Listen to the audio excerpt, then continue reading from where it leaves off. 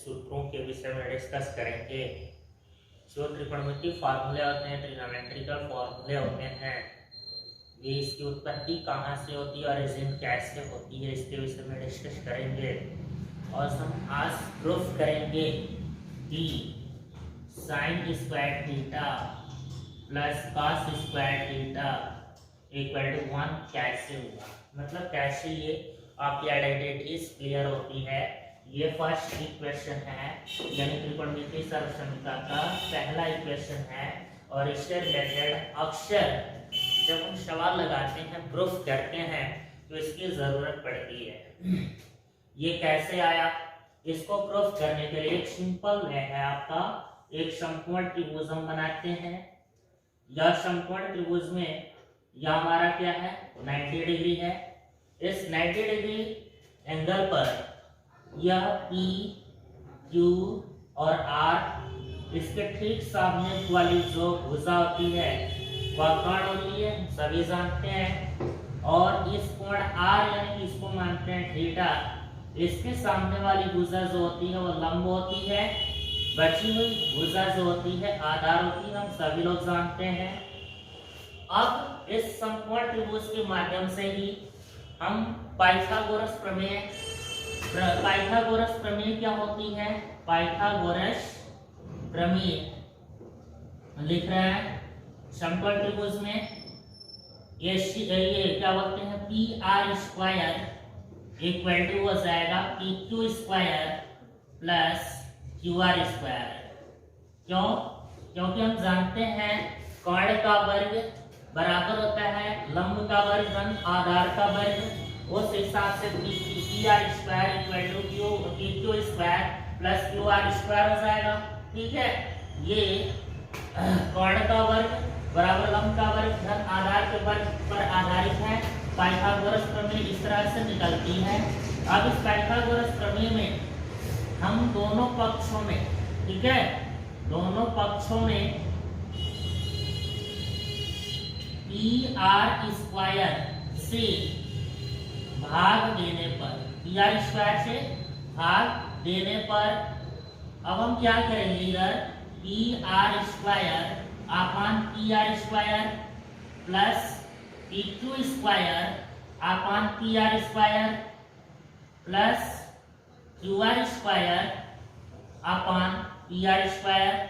हमने समान P R square से हम सभी पदों में पहले भाग दे दिया। अब आराम से ये कट के हो जाएगा 1, है ना, बराबर ये हो जाएगा P Q upon P R का whole square plus Q R upon P R का होल स्क्वायर, होगा ना।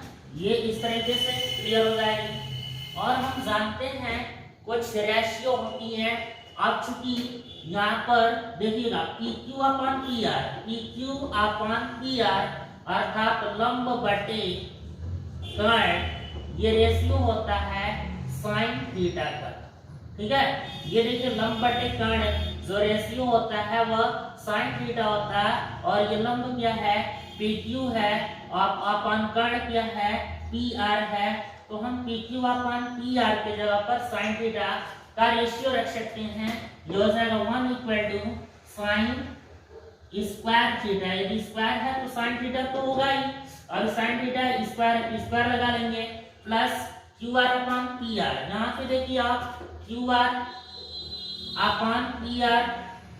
अब देखिए क्यू आर यहाँ पे हम आधार से व्यक्त कर रहे हैं, और पी आर इसमें कोण से व्यक्त कर रहे हैं, और आधार बटे कोण होता है cos थीटा। ठीक है, ये एक रेशियो होता है, cos थीटा का रेशियो होता है आधार बटे कोण, है ना। इस आधार बटे कोण से हम cos थीटा रखेंगे, ये हमारा हो जाएगा cos स्क्वायर थीटा। अब देखिए यहाँ पे हमने प्रूफ कर दिया sin square theta plus cos square theta equal to 1। एक सही रेशियो में मैंने लिखा, ये इसी तरह से हमारा sin square theta plus cos square theta equal to 1 होता है। यहाँ पर इसी तरीके से दूसरा वाला होता है ना, उसको भी इसी तरीके से ट्राई कर लेते हैं और ऐसे चेंज करके उसको भी कवर कर लेते हैं। हम देखेंगे इसका एक और स्ट्रक्चर जैसे कि ये हो जाएगा साइन स्क्वायर थीटा बराबर हो जाता है 1 माइनस कॉस स्क्वायर थीटा। कभी कभी हम 1 माइनस कॉस स्क्वायर थीटा आ जाता है, वहां पे रख देते हैं sine square theta.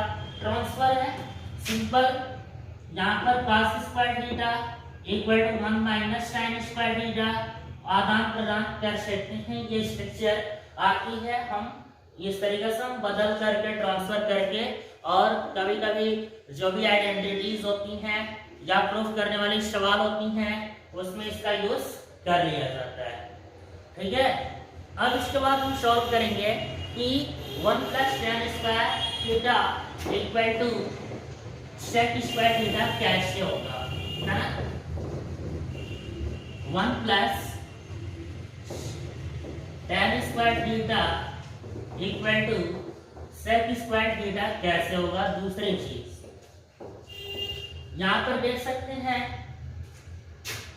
1 plus tan square theta equal to sec square theta कैसे होगा, ध्यान दीजिए। हम करने के लिए मैं यही प्रयोग करके भी हम इसको भी ला सकते हैं, और आप लोग ट्राई कर लीजिएगा। यहाँ पर देखिए मैं यहाँ पे इसको हम राइट लेफ्ट हैंड साइड को लेकर के मैं राइट हैंड साइड को ला रहा हूँ। ये आइडेंटिटीज भी ये भी क्लियर है। 1 प्लस यहाँ पे हो जाएगा sign square theta upon cos square theta, यानी कि हम tan को sin अपॉन cos के पदों में बदलेंगे, और बदलने के बाद यहाँ पर cos स्क्वायर थीटा कॉमन ये एलसीएम ले लेंगे, और एलसीएम लेने के बाद ये हो जाएगा cos स्क्वायर थीटा प्लस ऊपर बचेगा sin स्क्वायर थीटा।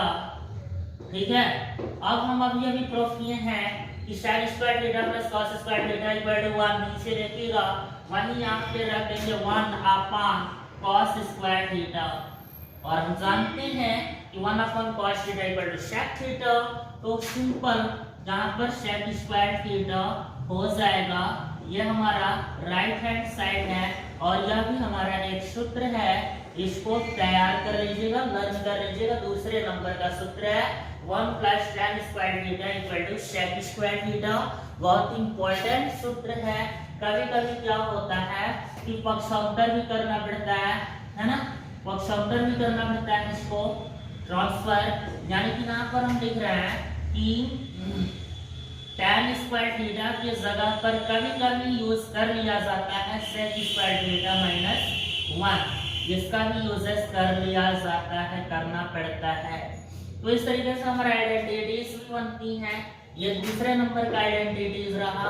पर फिर अब हम बात करते हैं तीसरे नंबर की एक आइडेंटिटीज होती है, जो कि त्रिकोणमितीय सर्वसम्मिका का तीसरे नंबर का यह होता है 1 plus cot square theta, 1 plus cot square theta equal to cosec square theta, है ना। अब ये भी आपका एक आइडेंटिटीज है, और इसको भी मैं इसी तरह से प्रूफ करूंगा जिस तरीके से ऊपर वाला सॉल्व किया गया है।